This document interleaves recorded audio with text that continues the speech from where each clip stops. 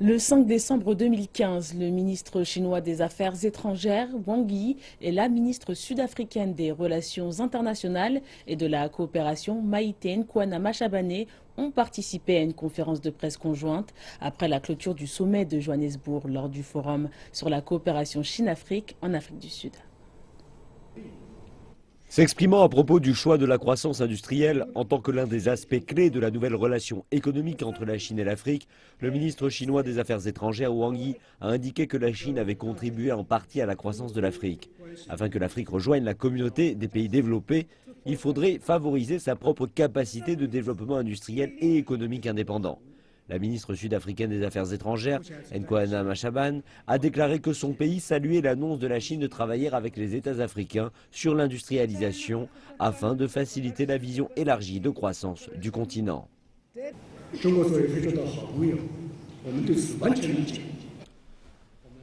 En tant que pays ami, la Chine comprend et soutient le souhait de l'Afrique d'accélérer son industrialisation.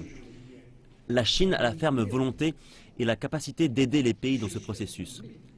Après des décennies d'industrialisation, la Chine a accumulé une grande variété de hautes compétences, des technologies avancées, ainsi que le soutien financier nécessaire. La capacité et la maîtrise technologique de la Chine, en particulier, conviennent aux besoins actuels de développement des pays africains. Elles sont de haute qualité et bon marché. Donc, nous le souhaitons et nous sommes qualifiés pour devenir un partenaire idéal de l'industrialisation de l'Afrique.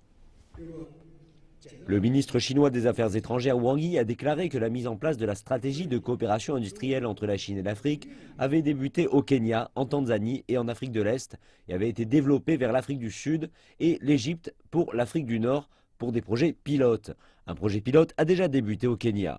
Et cela inclut aider à construire de nouveaux parcs industriels qui comprendront plusieurs entreprises exerçant dans divers secteurs d'activité économique, dont la manufacture pour les exportations.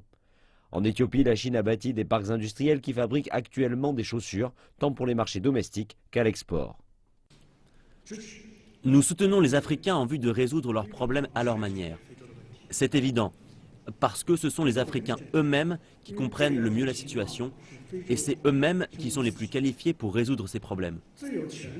En tant que pays étranger, la Chine a la volonté de soutenir fermement ces pays africains, ainsi que les organisations des pays africains dont l'Union africaine a joué leur propre rôle dans la résolution des problèmes en Afrique.